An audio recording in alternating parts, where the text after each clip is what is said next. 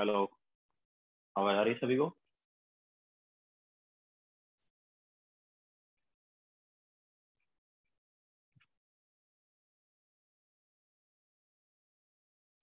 Good morning to all.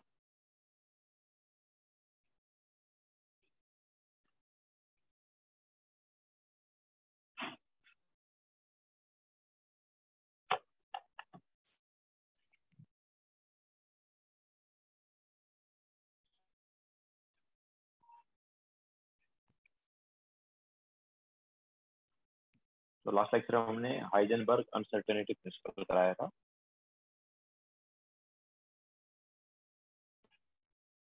Now आज हम लेंगे फोटो इलेक्ट्रिक इफेक्ट।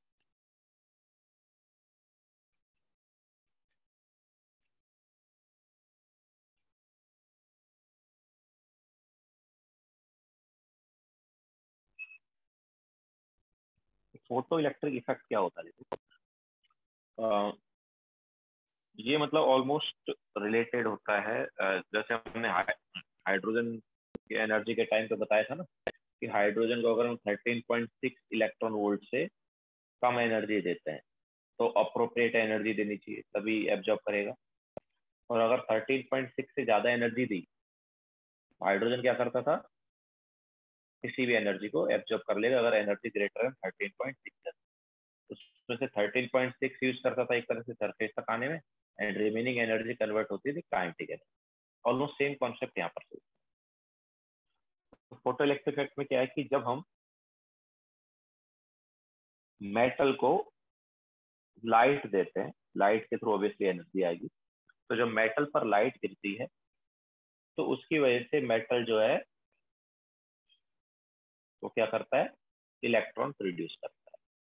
उन इलेक्ट्रॉन्स को बोलते हैं फोटो इलेक्ट्रॉन। ठीक है। और ये जो इफेक्ट है इसको बोलते हैं फोटो इलेक्ट्रिक इफेक्ट। तो ये अपने पास कोई मेटल है, ठीक है। इस मेटल के ऊपर क्या आया? लाइट आया। तो इससे क्या निकलेगा? इलेक्ट्रॉन। इससे क्या निकलेगा? इलेक्ट्रॉन निकलेगा। तो ये होगा फोटो इलेक्ट्रिक। ओके। तो if light of certain energy falls on metal, then electron is liberated from metal.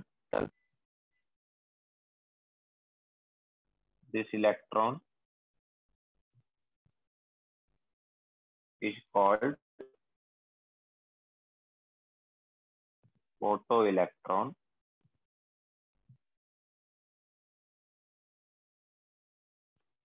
and phenomena is called photoelectric effect. ठीक है।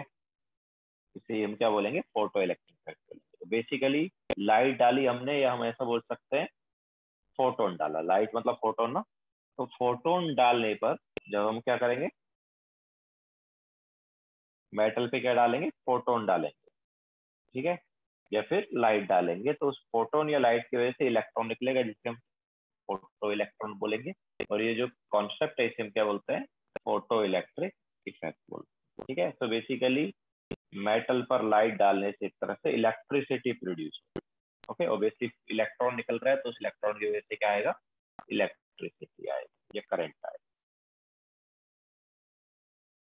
देखो फिर आगे चलते हैं।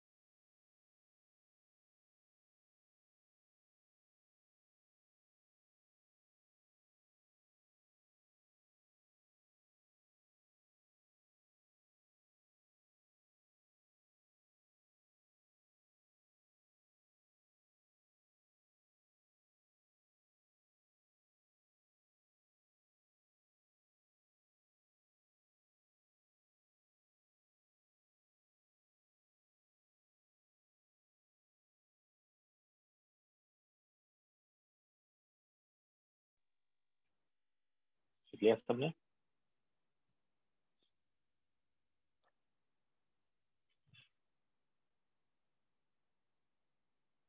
और देखो हम इसको और इस टाइप से भी देख सकते हैं। एक मान लो हमारे पास ये एक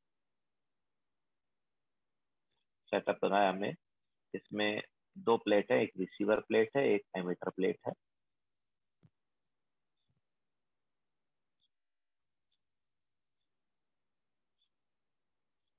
ठीक है। सो ये जो है, ये क्या है, दिस इज एमिटर, जो कि हमें शो करता है कि इलेक्ट्रॉन निकल रहा है या नहीं निकल रहा। एक निडल है ना, ये निडल होती है, और ये निडल जो है मूव करती है अगर इलेक्ट्रॉन निकल रहा है। बाकी माइनस प्लस। तो अब हम क्या करेंगे, इधर लाइट डालते हैं, इसके ऊपर लाइट डालेंगे। तो ये एमिटर प्लेट है, ये क्या है, एमिटर प्लेट, और ये इलेक्ट्रॉन को रिसीव करेगा, तो ये है रिसीवर प्लेट।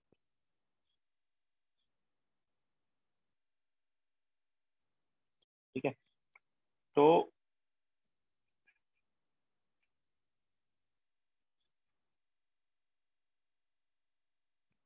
महादेव जल्दी देखो।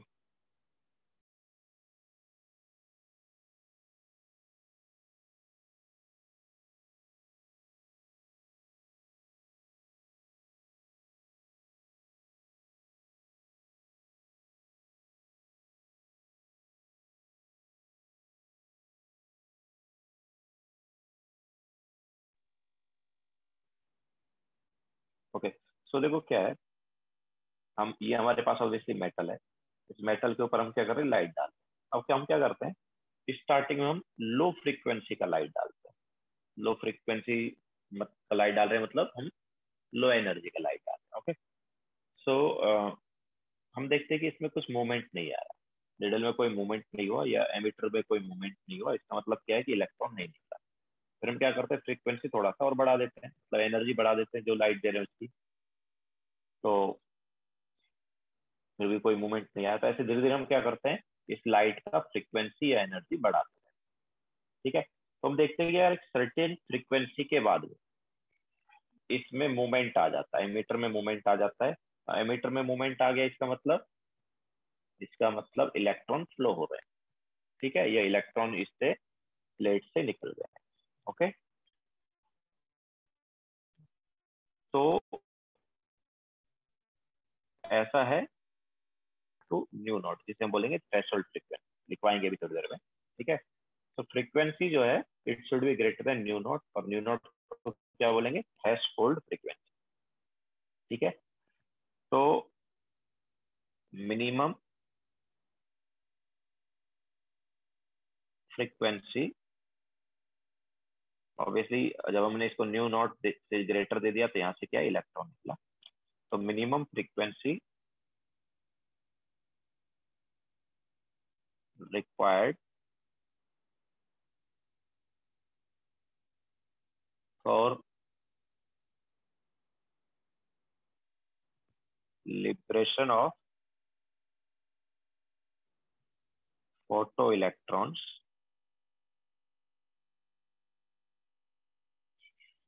is called threshold frequency,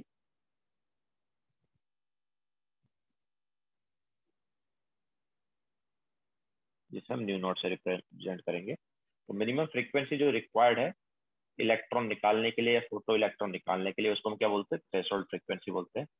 इसको हम इन टर्म्स ऑफ एनर्जी भी बोल सकते हैं, हम इसको ऐसा भी बोल सकते हैं कि minimum energy required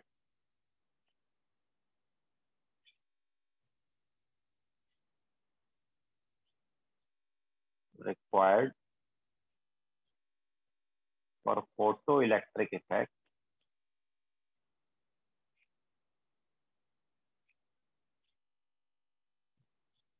is called work function. ठीक है, इसे हम क्या बोलेंगे, वर्क फंक्शन बोलेंगे। वर्क फंक्शन को हम पाई से या डब्ल्यू से रिप्रेजेंट कर देंगे।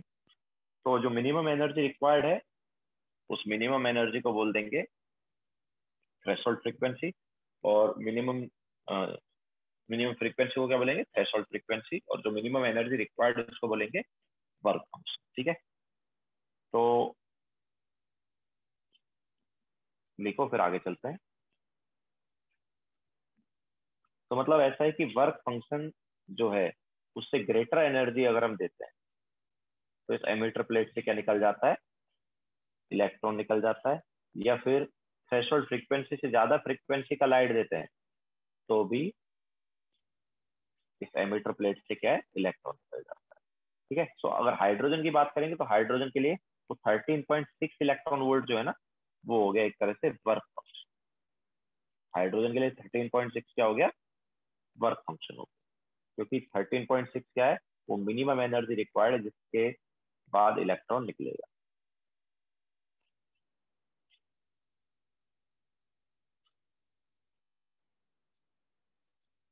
फर्स्ट प्लेट एमिटर प्लेट है, दूसरा प्लेट रिसीवर प्लेट है।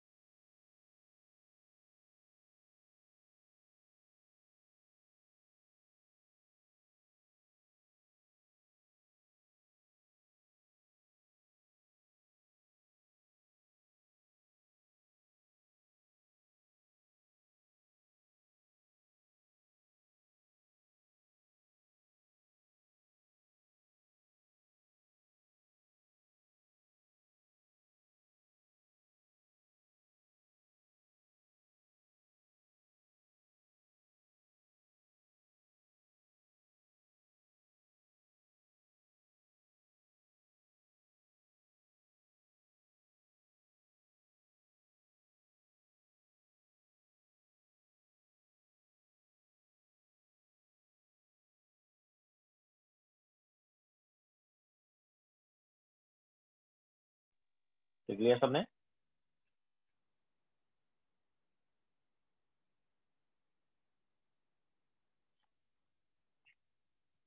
तो ये थ्रेशोल्ड फ्रीक्वेंसी जो है, ये और फोटो इलेक्ट्रिक इफेक्ट, सॉरी, और वर्क फंक्शन आपस में देखो कैसे रिलेटेड है। तो frequency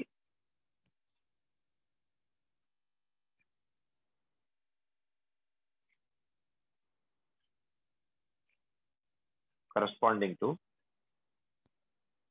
frequency corresponding to work function is threshold frequency।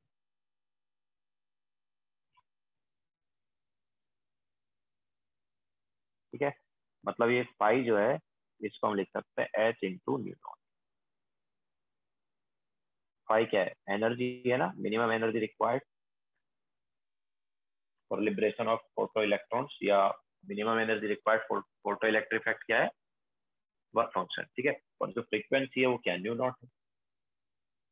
तो इन दोनों में रिलेशन क्या हो जाएगा, phi is equal to H nu not. ठीक है, बिकॉज एनर्जी क्या होता है, एनर्जी होता है एच न्यू। एनर्जी क्या होता है, एच न्यू। ना यहाँ पर एनर्जी जो है वो क्या हो गई, फाई हो गई, और म्यू क्या हो गया, न्यू नॉट। ठीक है, तो मतलब ऐसा है कि अगर हमें फोटो इलेक्ट्रिक इफेक्ट करवाना है तो क्या होना चाहिए, तो फॉर फोटो इलेक्ट्रिक इफेक्ट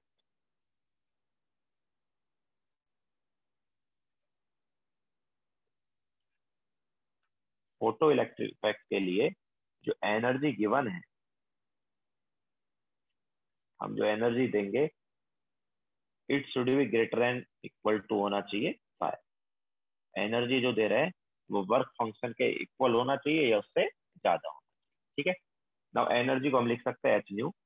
तो H nu should be greater equal to H nu not. तो यहाँ पर हम देख सकते हैं यार एच से एच कैंसिल आउट हो गया, मतलब nu should be greater equal to क्या होना चाहिए, न्यू नॉट।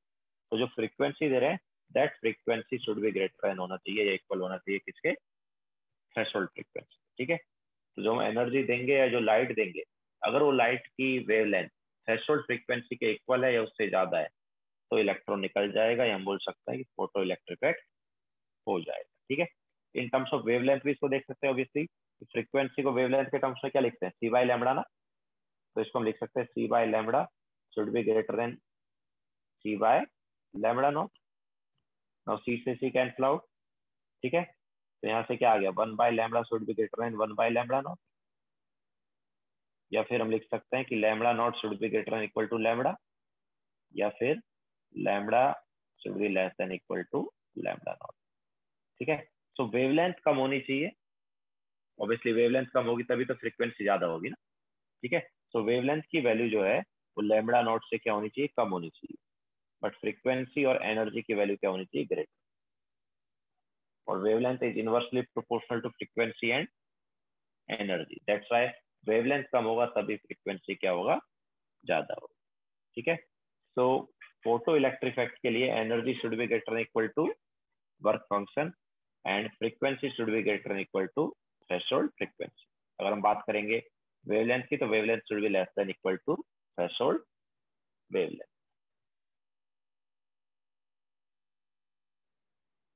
ठीक है,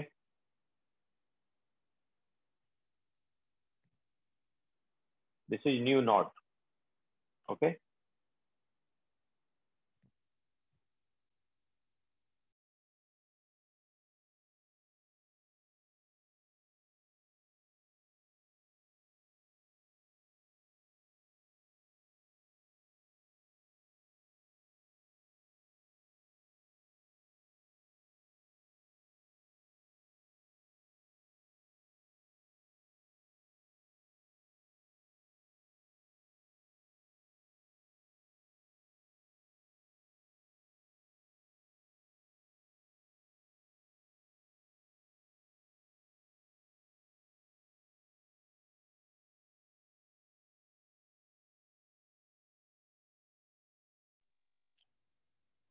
कनिष्क किधर,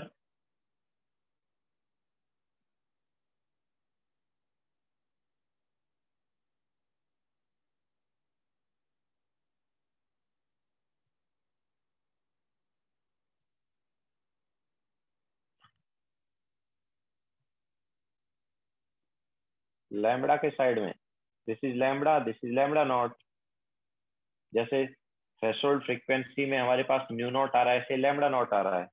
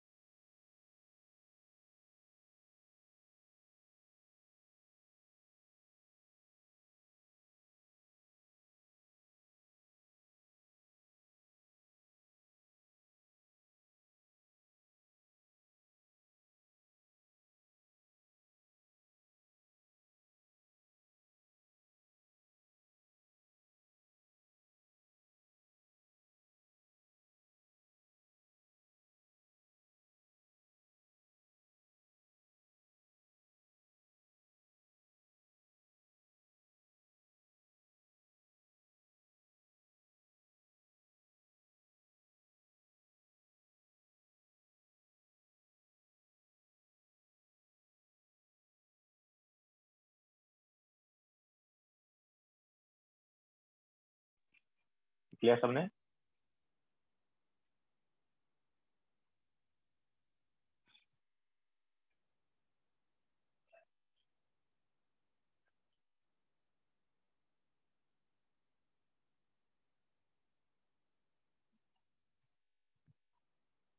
नाउ तो देखो, जैसे हमने हाइड्रोजन के टाइम बताया था कि हाइड्रोजन को अगर हम 13.6 से ज्यादा एनर्जी देते हैं तो इलेक्ट्रॉन निकल जाता था और एक्स्ट्रा एनर्जी किसमें कन्वर्ट होती थी?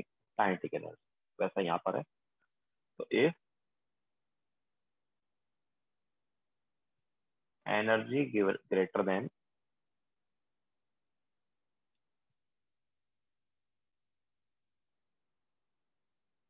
Then work function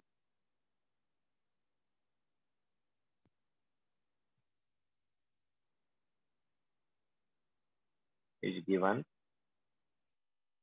to metal, then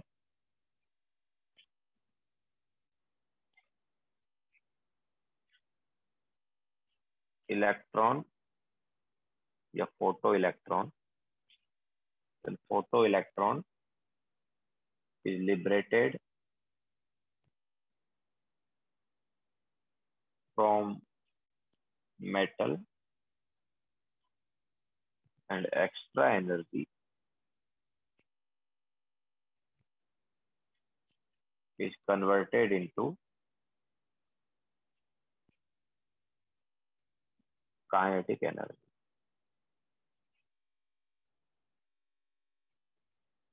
ठीक है। तो अगर जो हम लाइट दे रहे हैं उस लाइट का एनर्जी वर्क फंक्शन से ज्यादा है तो क्या करेगा? इलेक्ट्रॉन निकल जाएगा मेटल से, तो इस इलेक्ट्रॉन को भी क्या बोलेंगे? Photo electron. और जो एक्स्ट्रा एनर्जी वो कन्वर्ट होगी काइनेटिक एनर्जी। ठीक है। So kinetic energy maximum is equal to energy given minus work. ये हमारे पास आ जाएगा फॉर्मूला। तो काइनेटिक एनर्जी मैक्सिमम क्यों बोल रहे हैं? बिकॉज जो इलेक्ट्रॉन निकलने वाला है वो सबसे वैलेंस शेल वाला है, सबसे बाहर की साइड वाला जो इलेक्ट्रॉन है वो निकलेगा। ठीक है। उसके अलावा बाकी इलेक्ट्रॉन अगर निकलते हैं तो उनका काइनेटिक एनर्जी क्या आएगा? कम आएगा। ठीक है। तो जिस इलेक्ट्रॉन को हम अभी निकालेंगे उसकी एनर्जी सबसे ज्यादा होगी, काइनेटिक एनर्जी सबसे ज्यादा होगी। उसके अलावा अगर बाकी इलेक्ट्रॉन्स निकलते हैं तो कम kinetic energy. Kinetic energy maximum is equal to E minus phi. अब नाउ ई को हम क्या लिख सकते हैं? एनर्जी गिवन को क्या लिख सकते हैं? एनर्जी गिवन को हम लिख सकते हैं एच न्यू। और फाइव को क्या लिख सकते हैं? H nu not. तो इस फॉर्मूले को ऐसे भी लिखा जा सकता है। ठीक है। अगर तुम्हें इन टर्म्स ऑफ लैम्बडा लिखना है तो वो भी लिख सकते हो। तो काइनेटिक एनर्जी मैक्सिमम जो है उसको हम इन टर्म्स ऑफ लैम्बडा भी लिख सकते हैं। ओके। तो ये हमारे पास अलग अलग फॉर्मूले आ गए। नाउ यहाँ पर हम ग्राफ भी बना सकते हैं।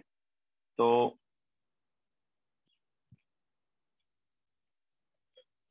ग्राफ हम बनाएंगे kinetic energy maximum versus frequency के बीच। तो देखो, ये एक तरह से वाई हो गया। नीचे वाला है ना? हाँ। तो ये एक तरह से वाई हो गया, ये एम एक्स हो गया और ये टी हो गया। ठीक है। तो स्ट्रेट लाइन आएगा। नाउ स्ट्रेट लाइन आएगा तो उसका इक्वेशन क्या होगा? देखो, तो अगर हम फ्रीक्वेंसी का वैल्यू जीरो सब्स्टिट्यूट करें, न्यू को जीरो सब्स्टिट्यूट करें, तो ये वाला पूरा पार्ट जीरो हो गया ना। तो काइनेटिक एनर्जी मैक्सिमम क्या आया? Minus H nu not. Okay. तो मतलब इधर कहीं तो कट करेगा। एंड अगर हमने काइनेटिक एनर्जी को जीरो कर दिया, काइनेटिक एनर्जी मैक्सिमम को जीरो कर दिया, तो ये जीरो हो जाएगा और ये जीरो हुआ तो न्यू की वैल्यू क्या आ जाएगी? न्यू नॉट के इक्वल। मतलब इधर कोई पॉइंट आ गया। ठीक है। तो हमें यहाँ पर इस टाइप से ये ग्राफ मिल जाएगा। एंड यहाँ पर न्यू जो है वो क्या है? New not. इस पॉइंट पर न्यू की वैल्यू क्या है? New not. एंड ये जो है ये क्या है? This is minus H nu not. ठीक है। यहाँ पर जो कट कर रहा है नीचे, ये वाली वैल्यू क्या है? Minus H nu not. ठीक है। लेकिन देखो, अगर फ्रीक्वेंसी जो है थ्रेशोल्ड फ्रीक्वेंसी से कम होता है, जो कि इस वाले पार्ट में है, तब तो इलेक्ट्रॉन निकल ही नहीं रहा ना, तो हमें एक्सपेरिमेंट में डेटा ही नहीं मिलेगा। तो मेन जो ग्राफ होगा अपना कौन सा होगा, हमें डेटा कब मिलेगा, जब हम फ्रीक्वेंसी ग्रेटर देन क्या देंगे, थ्रेशोल्ड फ्रीक्वेंसी। मतलब ये वाला जो पार्ट है यही हमें एक्सपेरिमेंट से मिलेगा, नीचे वाला पार्ट जो है वो एक्सपेरिमेंट से नहीं मिलेगा। ठीक है, वो तो हमारे पास इक्वेशन से आ गया, ये वाली इक्वेशन से आ गया, बट वो एक्सपेरिमेंट जब करेंगे तो हमें इलेक्ट्रॉन मतलब वहां पर निकलेगा ही नहीं। ओके, जब इलेक्ट्रॉन निकलेगा ही नहीं तो ये वाला ग्राफ कैसे आएगा, आएगा ही नहीं। तो हमारे पास मेन ग्राफ जो है ऊपर वाला ही है। ठीक है, मतलब हम ऐसा इसको ऐसा करते हैं, इसको डॉटेड बना देते हैं, क्योंकि ये ग्राफ बनेगा ही नहीं, ग्राफ ये वाला ही बनेगा। ठीक है, तो kinetic energy maximum versus frequency, ये ग्राफ आएगा, और ये एक्स एक्सिस पर कहां पर कट कर रहा है, न्यू नॉट पर कट कर रहा है। अच्छा, इसका जो एंगल है अगर थीटा है, तो स्लोप क्या होगी, स्लोप हो जाएगी टेन थीटा, है ना। बट इसको हम देखो यहाँ से एम अगर कंपेयर करेंगे इक्वेशन के थ्रू, इस इक्वेशन से देखो कंपेयर करो, तो एम क्या है, स्लोप होता है ना, तो एम की जगह भी क्या है, एम की जगह आ गया एच। ओके, एम की जगह क्या आ गया है, एच आ गया। मतलब इस ग्राफ का जो स्लोप है वो क्या है, एच है। ओके, सो kinetic energy maximum versus frequency हमारे पास स्ट्रेट लाइन वाला ग्राफ आया, और उसका स्लोप क्या है, एच।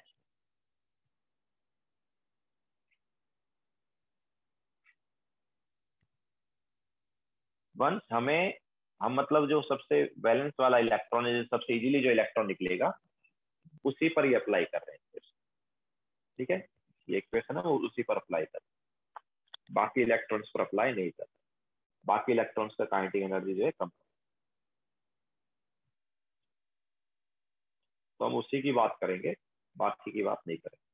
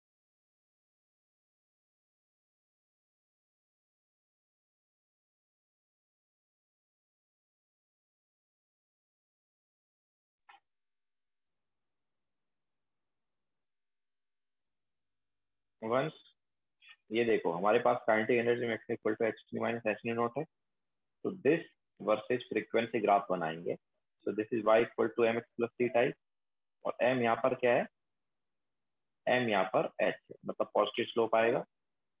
इसके अलावा सी जो है वो क्या हो गया, माइनस एच न्यू नॉट, मतलब वाई एक्सिस पर इंटरसेप्ट होगा minus H nu not. Okay, and then इस टाइप से हम ग्राफ बनाएंगे तो हमारे पास ऐसा ग्राफ आएगा, लेकिन एक्स एक्सिस पर कहाँ पर कट करेगा, न्यू नॉट पर कट करेगा। अब देखो न्यू नॉट से अगर कम फ्रीक्वेंसी रहा तब तो फोटो इलेक्ट्रिक इफेक्ट होगा ही नहीं ना, तो बेसिकली ये वाला जो ग्राफ है ये तो आएगा ही नहीं। ओके, मेन जो ग्राफ होगा हमारे पास कौन सा होगा, यही वाला।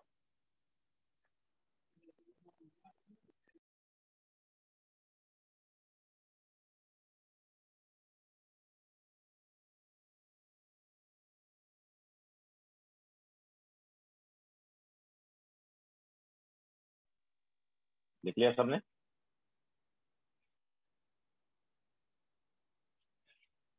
न्यू नॉट पे कट करेगा, कैसे पता चला? अरे यार, काइनेटिक एनर्जी मैक्सिमम को जीरो कर दो ना भाई। जब तुम काइनेटिक एनर्जी मैक्सिमम को जीरो कर दोगे तो वो जीरो कहाँ पर होगी, इधर ही तो होगी, इसी एक्सिस पर।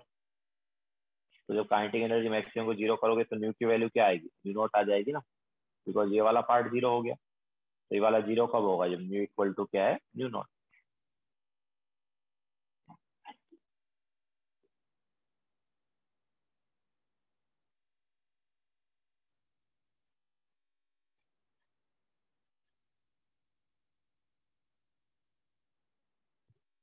ओके, अब आगे चलते हैं। तो देखो अभी हमने यहाँ पर क्या किया था, ये वाला सेटअप था। तो जो एमिटर प्लेट थी इस पर नेगेटिव चार्ज था, और जो रिसीवर प्लेट थी इस पर पॉजिटिव चार्ज था। तो रिसीवर प्लेट पर क्या था, पॉजिटिव चार्ज था ना, तो इस वजह से आराम से इलेक्ट्रॉन को क्या कर पा रही थी, पुल कर पा रही। ठीक है, अगर हम यहाँ पर इसका वोल्टेज अभी बढ़ा देते तो ऑब्वियसली पहले से ज्यादा पुल करती, तो हमारे पास जो काइनेटिक एनर्जी है वो पहले से ज्यादा मिल जाती। ठीक है, अच्छा, लेकिन अगर हम ये वाला जो है इसको उल्टा कर दे, तो अगर हम पोलराइजेशन रिवर्स करते हैं या इसको उल्टा कर दें तो क्या होगा, तो देखो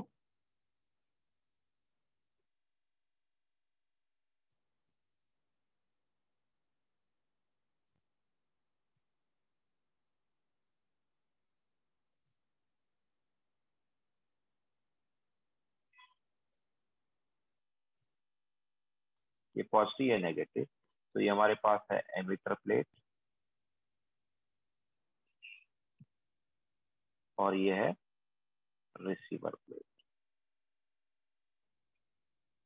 तो अब हम क्या बोल रहे हैं, हमने उल्टा कर दिया। तो ये देखो ये नेगेटिव है, तो ऑब्वियसली रिसीवर प्लेट पर भी क्या आ गया, नेगेटिव चार्ज आ गया। और इसके ऊपर हम क्या कर रहे हैं, लाइट डाल रहे हैं। ठीक है, और इस लाइट का फ्रिक्वेंसी जो है वो थ्रेशोल्ड फ्रिक्वेंसी से ज्यादा हम रख रहे हैं, ये वर्क फंक्शन से ज्यादा एनर्जी हम दे रहे हैं। ठीक है, तो वैसा ही है जस्ट हमने इसको उल्टा कर दिया। ठीक है, तो अब देखो क्या है, अब इस पर नेगेटिव चार्ज आ गया ना, रिसीवर प्लेट पर कैसा चार्ज आ गया, नेगेटिव चार्ज। तो इधर जो इलेक्ट्रॉन निकलेगा वो इलेक्ट्रॉन इस नेगेटिवली चार्ज रिसीवर प्लेट से क्या होगा, रिपेल होगा ना। तो अगर ये इलेक्ट्रॉन रिपेल होगा तो ये जिस वेलोसिटी से पहले जा रहा था उस वेलोसिटी से जाएगा क्या, नहीं ना, क्योंकि इसको क्या करेगा, रिसीवर प्लेट क्या करेगा, रिपेल करेगा। तो रिसीवर प्लेट रिपेल करेगा। अब देखो अगर हम इसका वोल्टेज बढ़ा देते हैं, तो वोल्टेज अगर इसका बढ़ाया तो ये और ज्यादा रिपेल करेगा इलेक्ट्रॉन को, मतलब वेलोसिटी और कम हो जाएगी। फिर और ज्यादा हमने वोल्टेज बढ़ाया, वेलोसिटी और कम हो गई। तो ऐसे वोल्टेज बढ़ाते बढ़ाते एक ऐसा वोल्टेज या पोटेंशियल आ जाएगा जिस पर इसकी वेलोसिटी क्या हो जाएगी, जीरो हो जाएगी इलेक्ट्रॉन। या हम ऐसा बोलेंगे कि इलेक्ट्रॉन निकलेगा ही। तो जिस पोटेंशियल पर इलेक्ट्रॉन नहीं निकलेगा उस पोटेंशियल को बोलेंगे स्टॉपिंग पोटेंशियल, बी एस। ठीक है, तो अब देखो हमने यहाँ पर कोई इलेक्ट्रॉन शो नहीं किया, क्यों, क्योंकि इलेक्ट्रॉन निकला ही नहीं। वो इतना ज्यादा रिपेल हो गया इलेक्ट्रॉन निकलने वाला जो था इस रिसीवर प्लेट से, इलेक्ट्रॉन निकला ही नहीं। ठीक है, तो on applying negative potential, negative potential apply करना मतलब रिवर्स करना बोल रहा है इसको। So on applying negative potential मतलब रिवर्स पोलराइजेशन या reversing polarisation.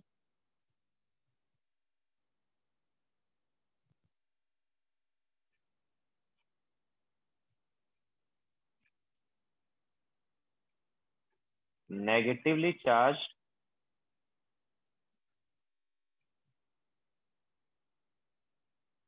receiver plate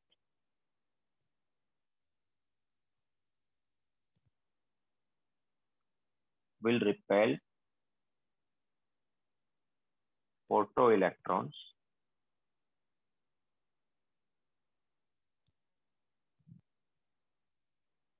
that is velocity of photoelectrons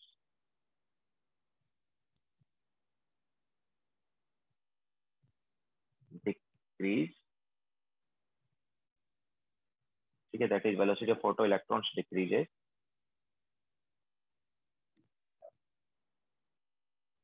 at a certain potential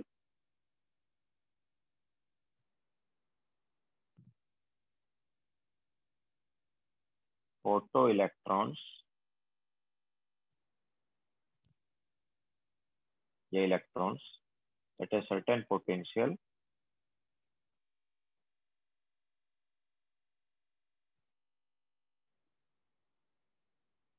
photoelectrons stop liberating.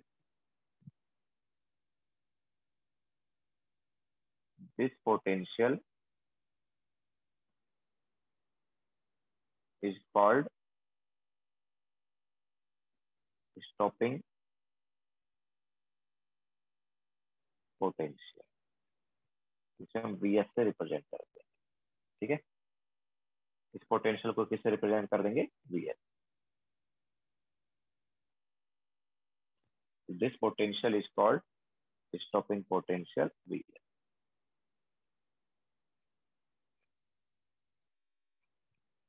तो उस स्टॉपिंग पोटेंशियल Vs या Vs पोटेंशियल अप्लाई करने पर कोई इलेक्ट्रॉन नहीं निकलेगा।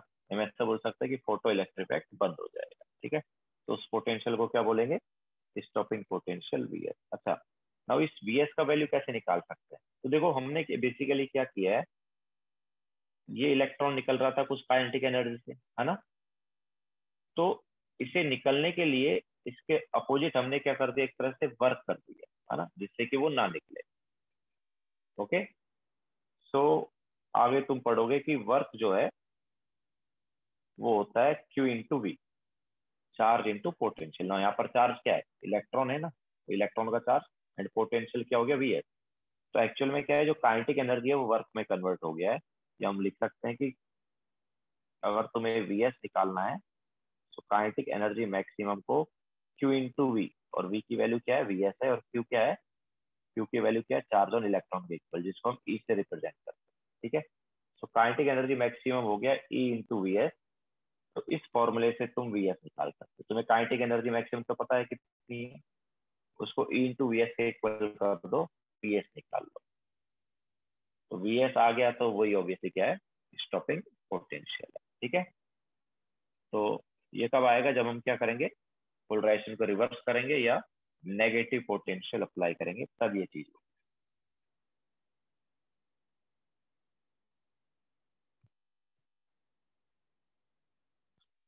लिखो, फिर आगे चलते हैं।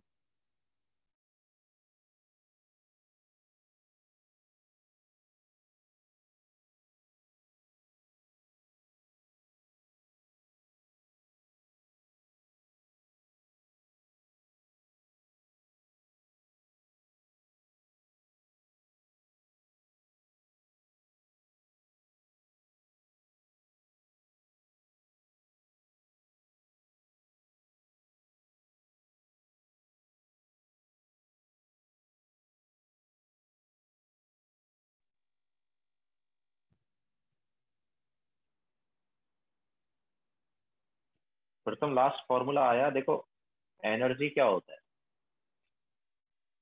काइनेटिक एनर्जी मैक्सिमम जो है वो उस मतलब काइनेटिक एनर्जी मैक्सिमम से इलेक्ट्रॉन निकल रहा था। अब अगर उस इलेक्ट्रॉन को निकलने से रोकना है तो उसकी काइनेटिक एनर्जी को हमें किसी दूसरे में कन्वर्ट करना पड़ेगा ना। या हम ऐसा बोल सकते हैं कि जो नेगेटिव हमारे पास ये है, ये वाली जो रिसीवर प्लेट है, ये से क्या कर रही है, पुश कर रही है ना, इलेक्ट्रॉन जो निकल रहा है उसको क्या कर रही है, पुश कर रही है, ये वर्क कर रही है इस इलेक्ट्रॉन पर। तो कितना वर्क कर रही है, तो वर्क होता है चार्ज इंटू पोटेंशियल। वर्क भी क्या होता है, चार्ज इंटू पोटेंशियल। तो चार्ज क्या हो गया, इलेक्ट्रॉन का चार्ज, और पोटेंशियल क्या हो गया, वी एस। ओके, सो काइनेटिक एनर्जी मैक्सिमम क्या हो गया, ई इंटू वी एस हो गया।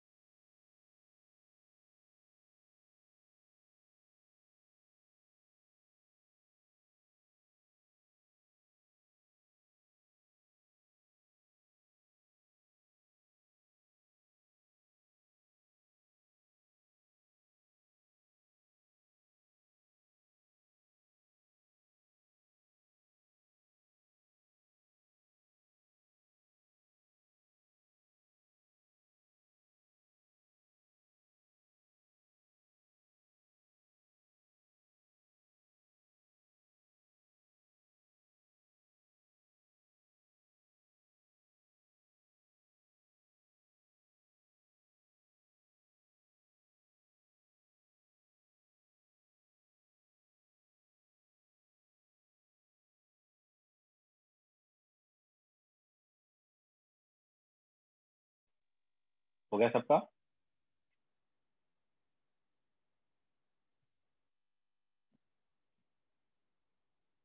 साथ ऑब्वियसली हाई फ्रीक्वेंसी का कर देंगे तो बिल्कुल।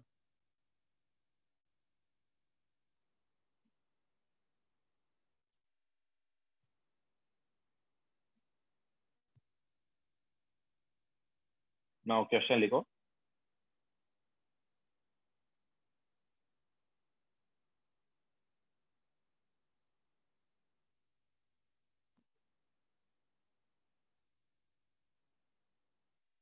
If 8 into 10 raised to 15 hertz frequency photons, ये frequency light falls on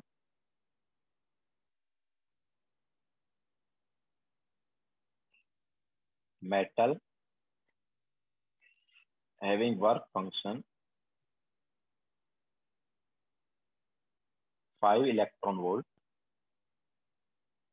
then determine threshold frequency mu naught, kinetic energy maximum, and Vs stopping potential.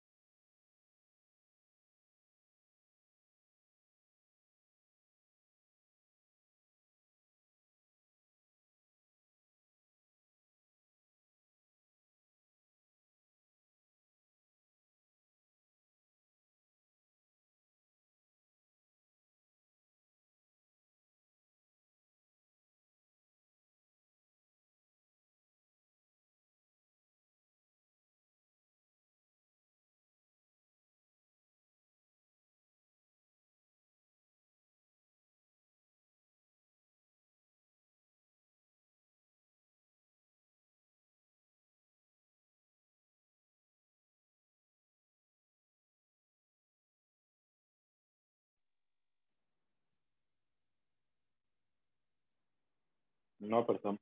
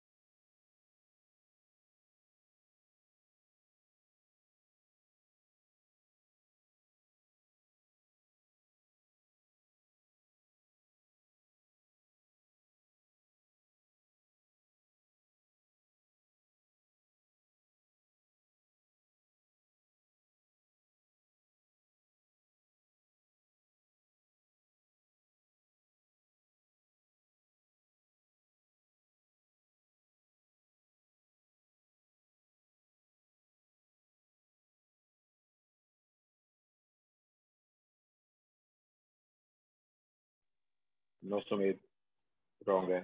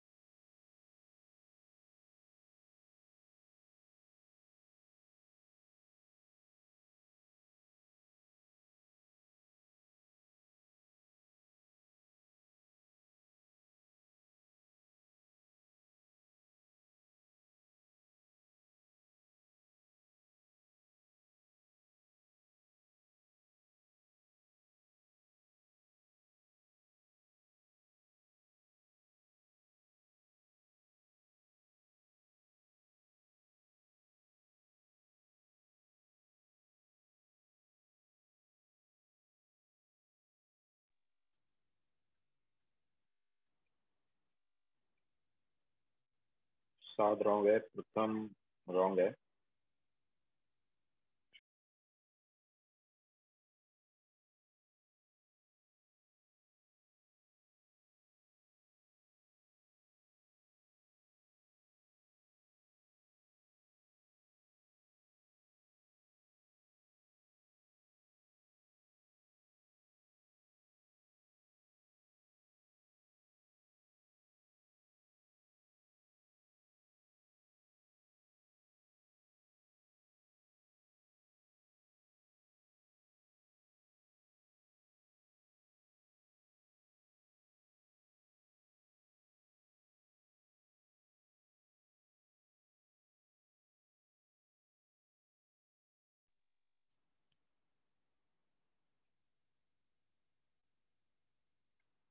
प्रथम, इट इज स्टिल रॉन्ग।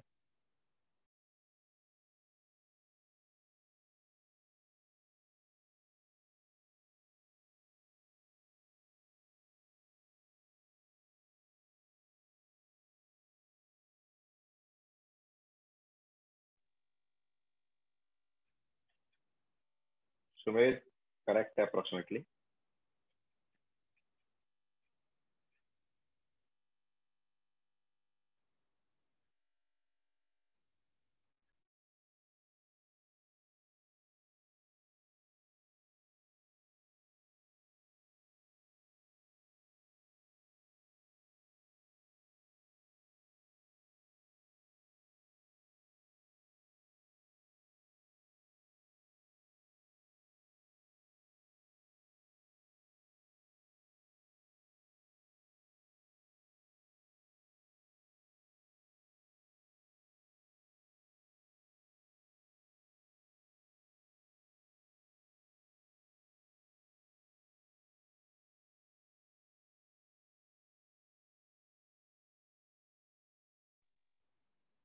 फिर थोड़ा सा रॉन्ग हुआ है, चेक कर लो।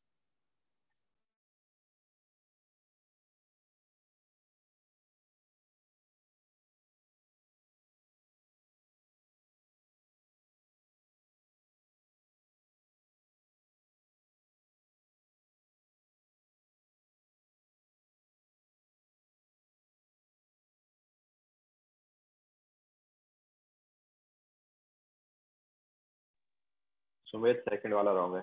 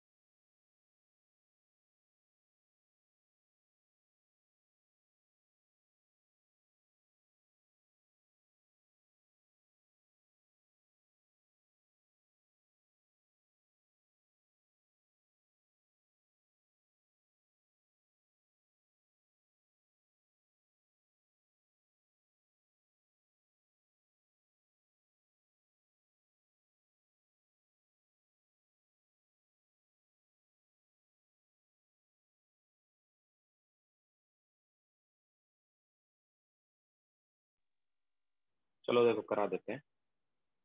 तो फर्स्ट वाले में हमें न्यू नॉट निकालना है।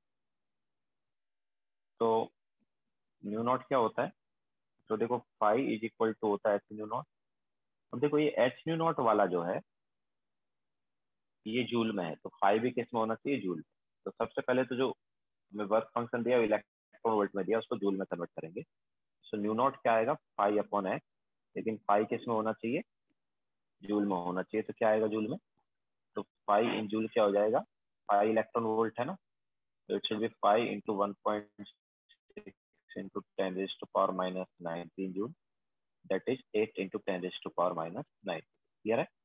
So 8 into 10 raise to power minus 19 divide by H की वैल्यू क्या है? 6.62 into 10 raise to power minus 34। ये आ गया हमारे पास न्यू नोट। सो कितना हुआ? ये हो गया 1.2 इंटू 10 रेज टू 15 हर्ट्ज। तो ये हमारे पास थ्रेशोल्ड फ्रीक्वेंसी आ गई। अब देखो हम क्वेश्चन को आगे प्रोसीड करें या नहीं करें, यहाँ से हम देख सकते हैं। अगर थ्रेशोल्ड फ्रीक्वेंसी जो है इससे छोटी वैल्यू होती फ्रीक्वेंसी की तो फोटो इलेक्ट्रिक इफेक्ट होता ही नहीं ना, क्योंकि फोटो इलेक्ट्रिक इफेक्ट कब होगा? जब फ्रीक्वेंसी ग्रेटर देन होगा थ्रेशोल्ड फ्रीक्वेंसी। तो देखो फ्रीक्वेंसी क्या है? 8 इंटू 10⁻15 एंड ये देखो ग्रेटर देन है थ्रेशोल्ड फ्रीक्वेंसी, मतलब फोटो इलेक्ट्रिक इफेक्ट होगा। अगर ये वाली वैल्यू जो है ये छोटी होती इस वैल्यू से फिर फोटो इलेक्ट्रिक इफेक्ट नहीं, ठीक है, बट यहाँ पर होगा। फिर फर्स्ट वाला पार्ट हो गया। नाउ सेकंड पार्ट में हमें क्या निकालना है? Kinetic energy maximum. तो काइनेटिक एनर्जी मैक्सिमम क्या होगी? Obviously energy given minus work function. ठीक है, तो एनर्जी गिवन कितना है?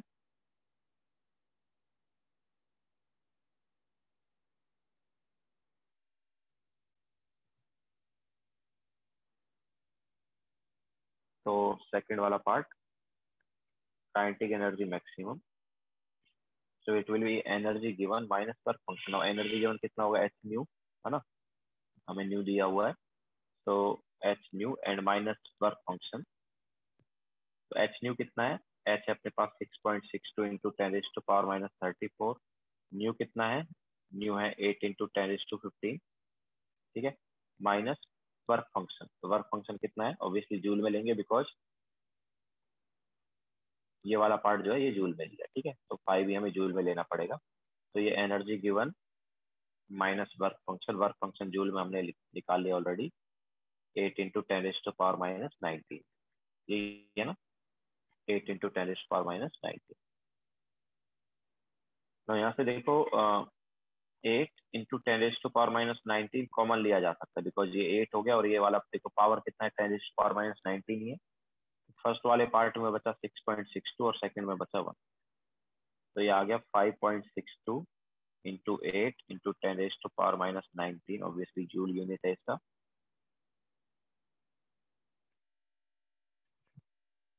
तो ये 44.96 इंटू 10⁻⁻19 जूल आ गया काइनेटिक एनर्जी मैक्स। अब लास्ट वाले पार्ट में हमें क्या निकालना है, स्टॉपिंग पोटेंशियल। तो वो कैसे निकालेंगे, हमें पता है काइनेटिक एनर्जी मैक्सिमम जो है ये क्या है, E इंटू वी एस है ना, तो वी एस क्या होगा, it will be kinetic energy maximum upon E. तो काइनेटिक एनर्जी मैक्सिमम हो गया 44.96 इंटू 10⁻⁻19 डिवाइड बाई ई। क्या है, E charge on electron, that is 1.6 into 10⁻⁻19। ठीक है, तो ये कितना आएगा,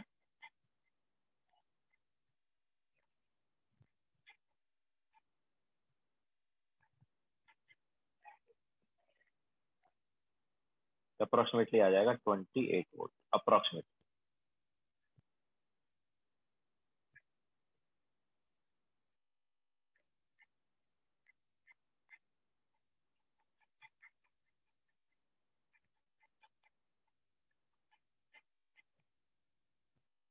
ठीक है, 28-29 वोल्ट के अराउंड आ जाएगा।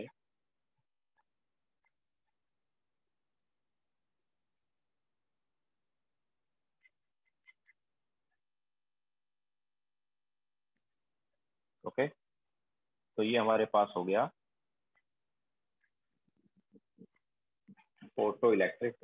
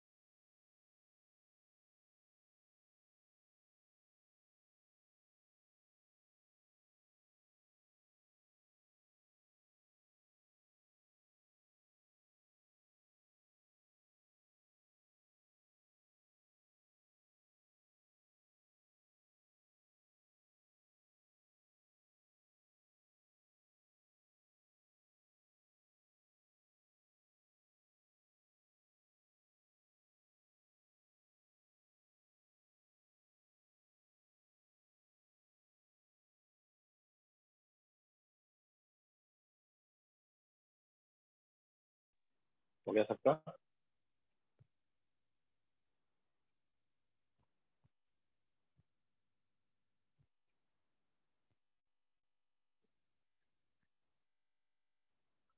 ओके, तो आगे चलते हैं। तो देखो अब ये फोटो इलेक्ट्रॉन्स जो करंट प्रोड्यूस करते हैं उसको हम फोटो करंट बोल सकते हैं। तो यहाँ पर photo current versus potential graph बनाएंगे। तो देखो क्या है, अगर हम पोटेंशियल इंक्रीज करते जाएं तो हमारे पास पोटेंशियल इंक्रीज मतलब पहले वाले सेटअप की बात करें, फर्स्ट वाले सेटअप की, ठीक है, सेकंड वाले सेटअप की नहीं, फर्स्ट वाले setup. Okay, so on increasing potential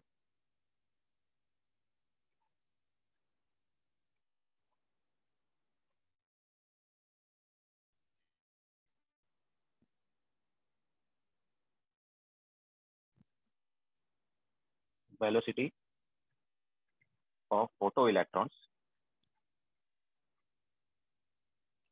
increases,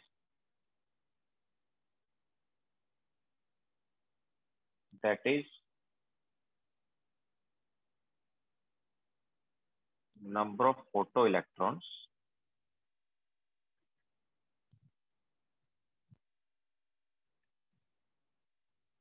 received per second also increases या per unit time, क्योंकि वेलोसिटी बढ़ेगी तो ज्यादा फोटॉन्स आएंगे ना, तो per unit time also increases, therefore photo current increases.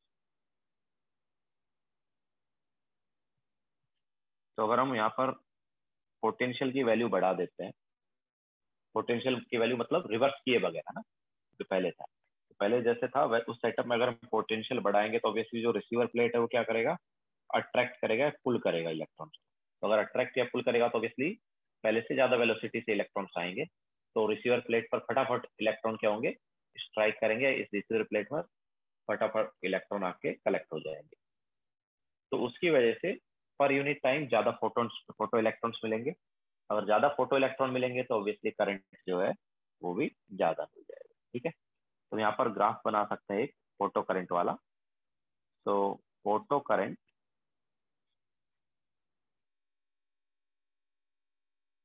ये जो ग्राफ है ये फोटो करंट वर्सेज पोटेंशियल। तो देखो, अच्छा, जब हम नेगेटिव पोटेंशियल अप्लाई करते हैं तो इलेक्ट्रॉन की वेलोसिटी क्या होती जाती है, कम होती जाती है ना, और एक सर्टेन वेलोसिटी पर इलेक्ट्रॉन निकलना बंद हो जाता है, सॉरी एक सर्टेन पोटेंशियल पर इलेक्ट्रॉन निकलना बंद हो जाता है, उस पोटेंशियल को क्या बोलते थे, स्टॉपिंग पोटेंशियल। ठीक है, तो नेगेटिव साइड में एक पोटेंशियल है जिस पर इलेक्ट्रॉन नहीं निकलेगा, मतलब वहां पर फोटो करंट जीरो आएगा। तो मान लो ये वो पोटेंशियल हो गया, तो यहाँ पर फोटो करंट जीरो मतलब ये हो गया, ऑब्वियसली इसको माइनस वी एस क्यों लिख रहे हैं, बिकॉज नेगेटिव पोटेंशियल अप्लाई किया। ठीक है, तो यहाँ पर कोई करंट नहीं होगा, लेकिन इससे कम पोटेंशियल अगर हमने अप्लाई किया नेगेटिव साइड तो इलेक्ट्रॉन निकलेगा, मतलब फोटो करंट आएगा। तो हम एक्चुअली ऐसे बोल सकते हैं कि जैसे जैसे हम पॉजिटिव साइड जाएंगे पोटेंशियल अभी बढ़ाएंगे, वैसे वैसे करंट बढ़ेगा, और एक लेकिन एक पर्टिकुलर करंट के बाद में ये वैल्यू कांस्टेंट हो जाएगी। ठीक है, तो एक पर्टिकुलर पोटेंशियल के बाद में ये वैल्यू क्या हो जाती है, कांस्टेंट हो जाती है। तो जब ये कांस्टेंट वैल्यू हो गई तो वो सैचुरेटेड वैल्यू आ गई, इसको आई सेट लिख सकता हूँ मैं। ये जो वैल्यू है इसको क्या लिख देता हूँ, आई सेट, मतलब सैचुरेटेड करंट। ओके, तो हमने photo current versus potential graph बनाया है। तो photo current versus potential graph में क्या है, जैसे जैसे पोटेंशियल हम बढ़ा रहे हैं वैसे वैसे फोटो करंट की वैल्यू बढ़ रही है, लेकिन एक सर्टेन पोटेंशियल के बाद में जो फोटो करंट है ये क्या हो जाएगा, कांस्टेंट हो जाएगा, या उसकी सैचुरेटेड वैल्यू मिल जाएगी। ओके,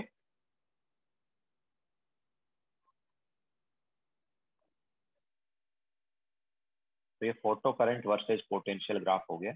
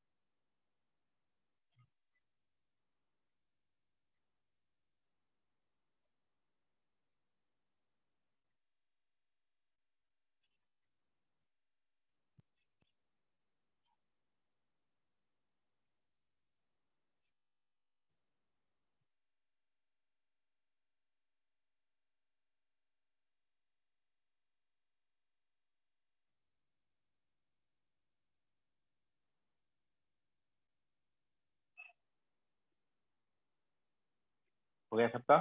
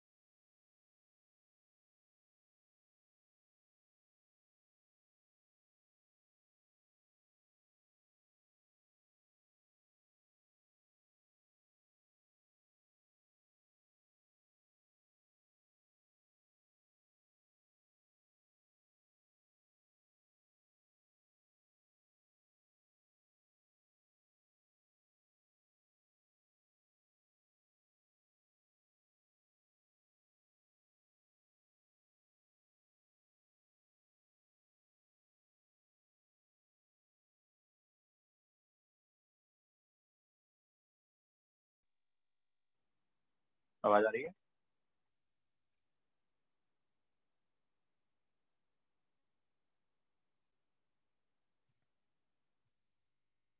तो वाईफाई चला गया था। नाउ आगे चलते हैं। तो हमने एक ग्राफ बनाया था, photo current versus potential. Now इसके दो केस हम लेंगे, बट केस लेने से पहले हम फोटोन इंटेंसिटी के बारे में बता देते हैं। तो photon intensity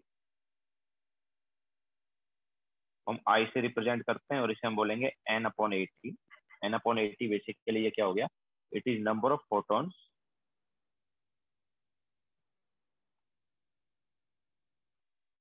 falling per unit area per unit time.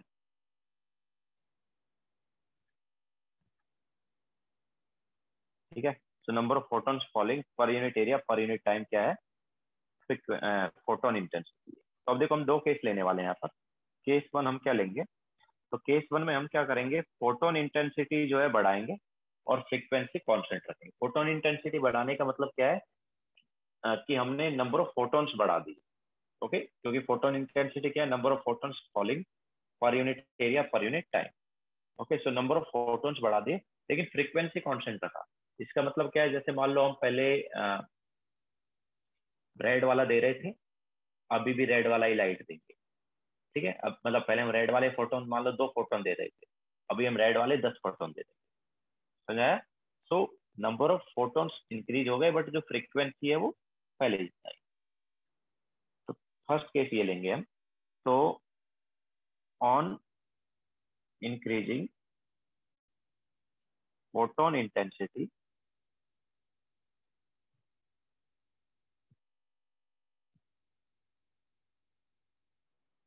and keeping frequency constant,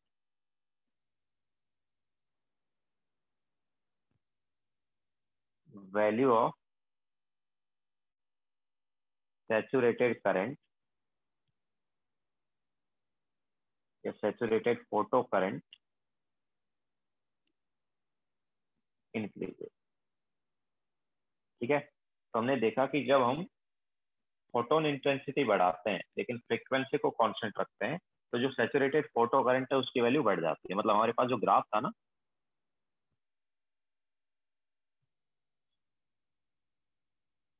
graph अपने पास कैसे था, इस टाइप का ग्राफ था, है ना, ऐसे ग्राफ था एंड देन ऐसे पैरेलल हो गया। ठीक है, सो ये जो वैल्यू है, ये जो सैचुरेटेड करंट है इसकी वैल्यू बढ़ जाएगी अगर हमने इंटेंसिटी बढ़ाई, तो हमारे पास ये वैल्यू बढ़ती जाएगी। ओके, तो हम ऐसा बोल सकते हैं कि ये जो हमारे पास सैचुरेटेड करंट उसकी वैल्यू बढ़ रही है। मान लो ये I1 फोटोन इंटेंसिटी के लिए है, ये I2 फोटोन इंटेंसिटी के लिए है, और ये I3 फोटोन इंटेंसिटी के लिए। और obviously I3 is greater than I2 and I2 is greater than I1। ठीक है, तो जितना ज्यादा हम फोटोन इंटेंसिटी कर रहे हैं, देखो I1 से I2 किया, I2 से I3 किया, तो फोटोन इंटेंसिटी बढ़ाने पर देखो सैचुरेटेड करंट क्या हो रहा है, बढ़ रहा है कि नहीं बढ़ रहा है। ओके, तो और ऑब्वियसली ये क्या है, ये माइनस वी एस पर कट कर रहा है क्योंकि स्टॉपिंग पोटेंशियल पर कोई इलेक्ट्रॉन नहीं निकलेगा। ठीक है, तो ये फोटो करंट वर्सेज पोटेंशियल वाला जो ग्राफ है, ये हमारे पास कुछ ऐसे आएगा अगर हम क्या करेंगे, फोटोन इंटेंसिटी बढ़ाएंगे। ठीक है, तो हमने फ्रीक्वेंसी को कांस्टेंट रखा है और फोटोन इंटेंसिटी को बढ़ाया, तो उसको बढ़ाने पर जो सैचुरेटेड करंट है उसकी वैल्यू बढ़ जाएगी। पहले हमारे पास ये सैचुरेटेड करंट आ रहा था, ठीक है, ये सैचुरेटेड करंट था, अभी सैचुरेटेड करंट ये हो गया है, और उससे ज्यादा फोटोन इंटेंसिटी किया तो सैचुरेटेड करंट ये हो। ठीक है, तो इसका रीजन हम बाद में बताएंगे कैसा क्यों हो रहा है। ठीक है, अभी जस्ट देखो कि हो क्या रहा है। ओके, सो फोटोन इंटेंसिटी बढ़ाने पर एंड फ्रीक्वेंसी कांस्टेंट रखने पर स्टॉपिंग पोटेंशियल में तो कोई चेंज आएगा नहीं, लेकिन जो फोटोन इंटेंसिटी है उसको बढ़ाने पर क्या हुआ है, सैचुरेटेड करंट बढ़ गया।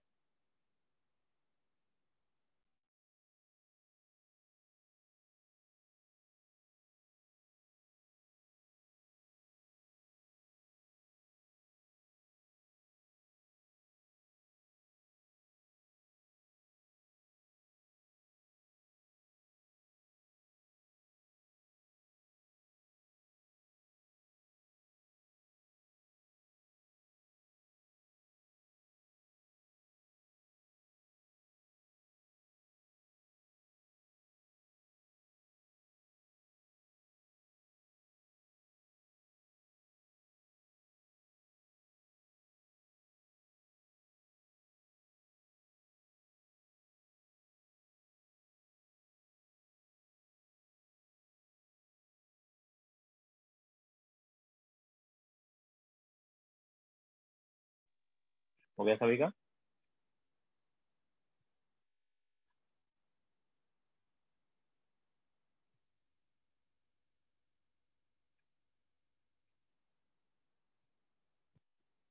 नाउ सेकंड केस में हम क्या करेंगे? सेकंड केस में फोटोन इंटेंसिटी जो है वो कांस्टेंट रखेंगे और फ्रीक्वेंसी बढ़ाएंगे। तो on increasing frequency and keeping photon intensity constant,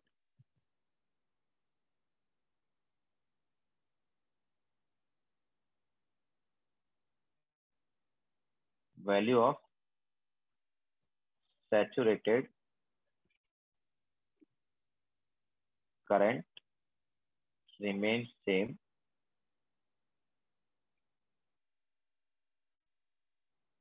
but stopping potential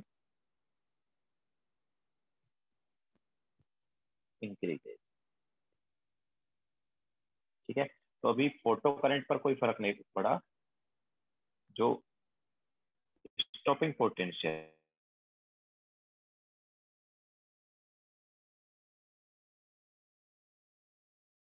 है वो इंक्रीज हो गया।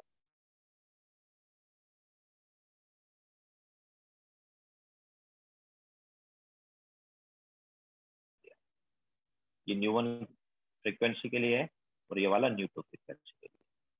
Okay, obviously new two is greater and new one. तो हमने जब फ्रीक्वेंसी बढ़ाया तो स्टॉपिंग पोटेंशियल जो है उसका वैल्यू बढ़ गया। हम पहले मान लो स्टॉपिंग पोटेंशियल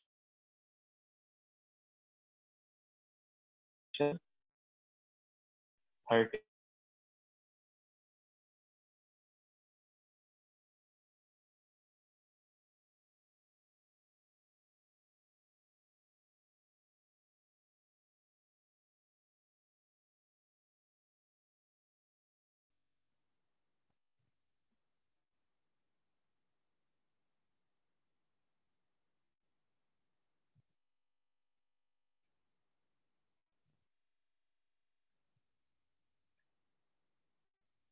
ओके।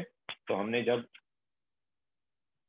फ्रीक्वेंसी बढ़ाई और फोटोन इंटेंसिटी को कांस्टेंट रखा, मतलब यहाँ पर हम क्या कर रहे हैं बेसिकली, यहाँ पर हम फ्रीक्वेंसी बढ़ा रहे हैं, फोटोन इंटेंसिटी कांस्टेंट रख रहे हैं। इसका मतलब क्या है कि मान लो हम पहले रेड के 2 फोटोन दे रहे थे, तो अभी भी हम 2 फोटोन देंगे, लेकिन रेड के ना देके हम वॉयलेट वगैरह के दे देंगे या ग्रीन वगैरह के। ठीक है, तो पहले से ज्यादा फ्रीक्वेंसी के फोटोन्स देंगे, लेकिन नंबर ऑफ फोटोन्स।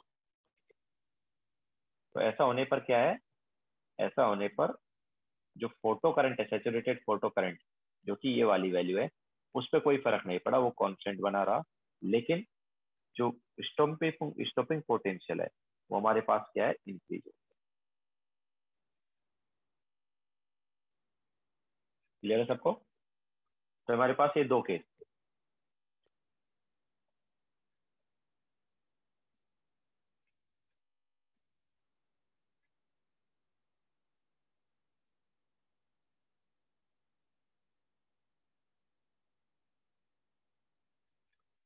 सृष्टि, जब हम फ्रीक्वेंसी को बढ़ाएंगे और फोटोन इंटेंसिटी कांस्टेंट रखेंगे। फोटोन इंटेंसिटी का मतलब क्या है? फोटोन इंटेंसिटी मतलब number of photons falling per unit area per unit time.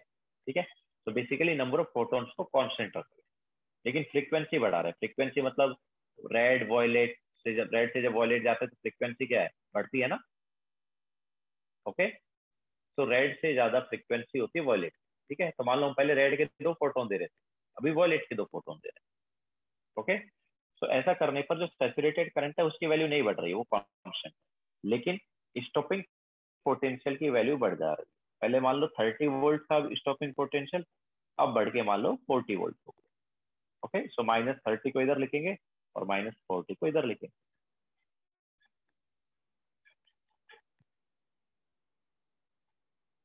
तो अब देखो ये दोनों केस को हम एक्सप्लेन करते हैं कि हो क्यों रहा है ऐसे। तो देखो क्या है, जब हम फोटोन इंटेंसिटी बढ़ा रहे हैं तो एक्चुअली हम नंबर ऑफ फोटोन्स बढ़ा रहे हैं ना। अब देखो क्या है, एक फोटोन जो है एक इलेक्ट्रॉन को निकालता है, अगर अब एक फोटोन के बजाय दो फोटोन डालेंगे तो दो इलेक्ट्रॉन को निकालेंगे। ओके, तीन फोटोन डालेंगे तो तीन इलेक्ट्रॉन को निकालेंगे। तो हम अगर फोटोन इंटेंसिटी बढ़ा रहे हैं तो हम नंबर ऑफ फोटोन्स बढ़ा रहे हैं, तो नंबर ऑफ फोटोन्स की वजह से फोटो इलेक्ट्रॉन का नंबर भी बढ़ जाएगा। अगर फोटो इलेक्ट्रॉन का नंबर बढ़ेगा तो ऑब्वियसली करंट बढ़ जाएगा। ठीक है, तो ये रीजन होता है फर्स्ट वाले केस। एंड सेकंड वाले केस का क्या रीजन है? सेकंड वाले केस में हम क्या कर रहे हैं? फ्रीक्वेंसी बढ़ा रहे हैं। फ्रीक्वेंसी बढ़ा रहे हैं मतलब एच इंटू न्यू बढ़ा दिया। एच इंटू न्यू बढ़ा दिया मतलब एनर्जी गिवन बढ़ा दिया ना, तो पहले से ग्रेटर एनर्जी दे रहे हैं। अब एनर्जी गिवन अगर पहले से ग्रेटर है तो ई माइनस फाइव भी पहले से ग्रेटर आएगा कि नहीं आएगा? हम बोल सकते हैं कि इलेक्ट्रॉन जो निकलेगा उसकी काइनेटिक एनर्जी पहले से ज्यादा होगी, क्योंकि एनर्जी बढ़ गया, एनर्जी बढ़ गया तो ई माइनस फाइव बढ़ा, ई माइनस फाइव बढ़ा तो काइनेटिक एनर्जी बढ़ गई। अब काइनेटिक एनर्जी अगर ज्यादा आएगी तो ऑब्वियसली स्टॉपिंग पोटेंशियल तो ज्यादा आएगा ही, क्योंकि स्टॉपिंग पोटेंशियल कैसे निकालते थे? स्टॉपिंग पोटेंशियल क्या था? काइनेटिक एनर्जी मैक्सिमम अपॉन ई, है ना?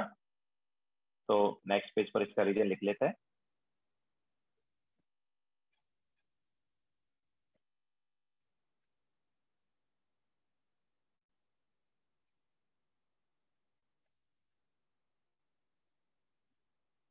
तो on increasing photon intensity, number of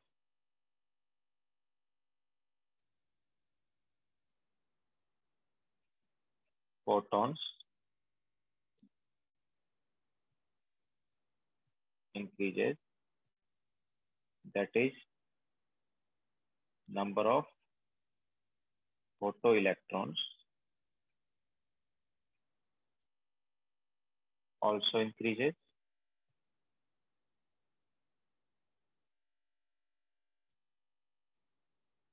therefore saturated photocurrent increases।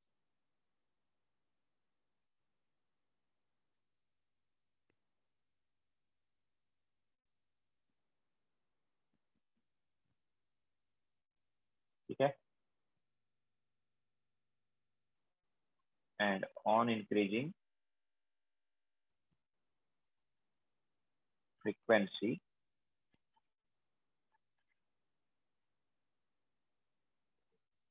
energy given increases,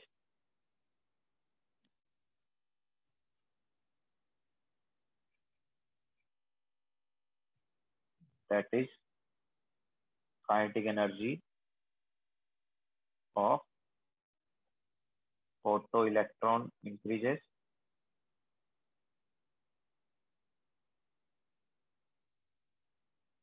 therefore stopping potential increases।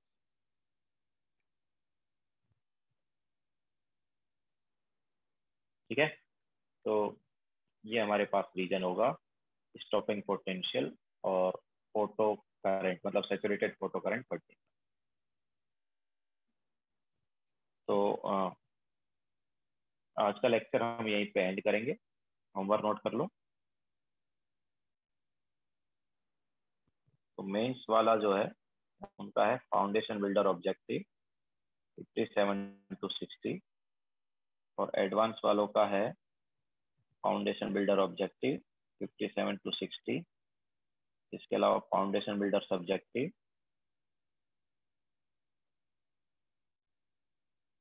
में एक क्वेश्चन हमने बताया था, वो ये स्पेक्ट्रम वाले पार्ट में दिया था, क्वेश्चन नंबर 13। वो इसके अलावा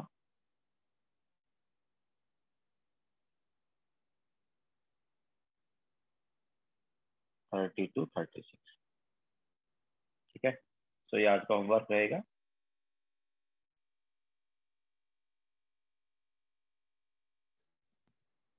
ओके, तो फिनिश करो होमवर्क।